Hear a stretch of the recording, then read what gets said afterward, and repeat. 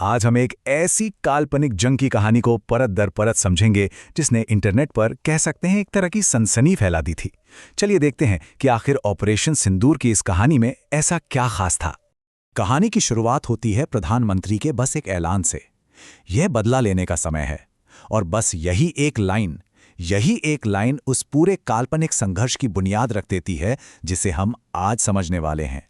तो सबसे पहले ये साफ कर देते हैं, हम यहाँ एंशिएंट इंडिया व्लॉग्स नाम के एक चैनल की वायरल वीडियो में दिखाई गई कहानी का विश्लेषण कर रहे हैं। इस कहानी का नाम है ऑपरेशन सिंदूर और ये 72 घंटे की एक जंग के बारे में है। एक बात याद रखना बहुत ज़रूरी है कि ये पूरी तरह से फिक्शन है, मतलब काल्पनिक कहानी है। इसका असलियत से कोई लेना देना नहीं है। तो सवाल ये है कि इस कहानी में ये सब शुरू कैसे हुआ? आखिर वो कौन सी चिंगारी थी जिसने इतनी बड़ी आग लगा दी? कहानी हमें ले जाती है 22 अप्रैल 2025 को। जगह है कश्मीर की बेसरन वैली। यहाँ एक बहुत ही भयानक आतंकवादी हमला होता है। द रेजिस्टेंस फ्रंट नाम का एक आतंकी गुट 26 टूरिस्ट्स की जान ले लेता है। और इसके बाद, जैसा कि सोचा जा सकता है, पूरे भारत में गुस्से की लहर दौड़ जाती है और लोग बदले की मांग करने लगते हैं। अब इतने बड़े हमले के बाद कहानी में भारत का जवाब भी जाहिर है बहुत बड़ा होता है। और ये जवाब एक नहीं बल्कि 2 मोर्चों पर एक साथ दिया जाता है। तो जवाबी कार्रवाई होती है 2 तरह से। एक तरफ तो डिप्लोमैटिक लेवल पर, मतलब कूटनीतिक तौर पर 1960 की सिंधु जल संधि को सस्पेंड कर दिया जाता है। और दूसरी तरफ पर्दे के पीछे एक सीक्रेट मीटिंग में एक बहुत बड़े मिलिट्री ऑपरेशन को हरी झंडी दी जाती है।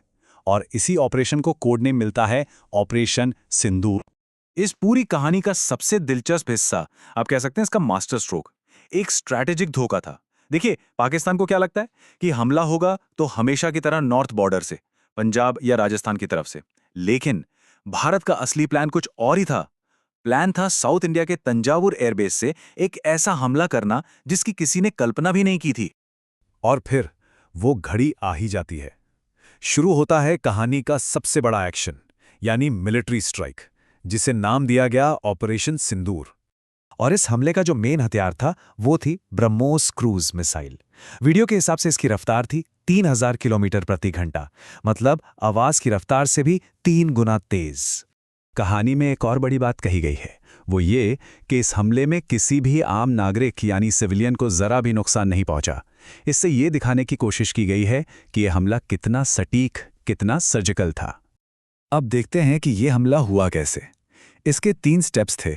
Step 1, Sukhoi Su-30 MKI jets ने पाकिस्तानी रेडार सिस्टम को पूरी तरह से जाम कर दिया, मतलब उन्हें अंधा बना दिया। स्टेप 2, बॉर्डर से करीब 50 किलोमीटर बाहर से ही ब्रह्मोस मिसाइलें लॉन्च कर दी गईं। और स्टेप 3, इन मिसाइलों ने बहावलपुर और मुरीदके में मौजूद बड़े बड़े आतंकी ठिकानों को बिल्कुल सटीकता से नेस्तानाबूद कर दिया। लेकिन बात यहीं खत्म नहीं होती। भारत के हमले के बाद कहानी में जाहिर है एक पलटवार होता है।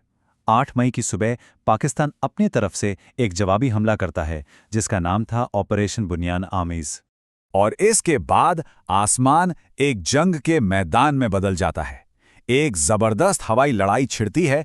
एक तरफ भारत का S-400 air defence system, Rafale और मिराज 2000 जेट्स, और दूसरी तरफ पाकिस्तान के F-16, JF-17 थंडर जेट्स, और साथ में एक बहुत ही कीमती एवैक्स प्लेन जो हवा में उड़ता हुआ एक कमांड सेंटर होता है।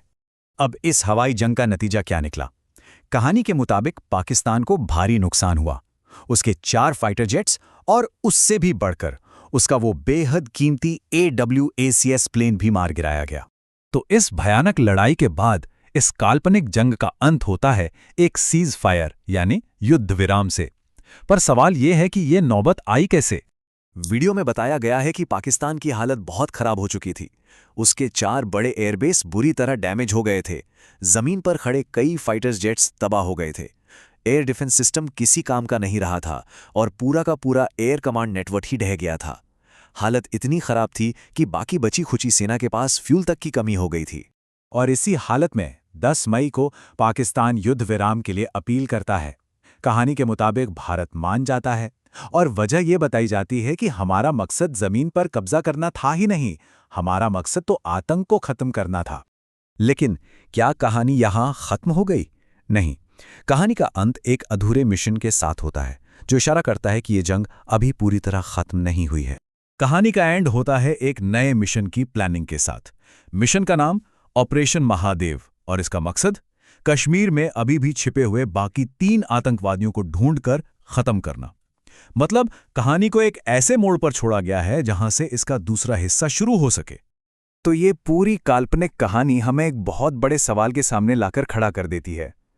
सोचिए, इस तरह की हाइपर रियलिस्टिक, मतलब बिल्कुल असली जैसी लगने वाली काल्पनिक जंग की कहानियां इतनी पॉपुलर क्यों हो रही हैं? ये चीज़ आज के जियोपॉलिटिकल तनावों के बारे में हमें क्या बताती है?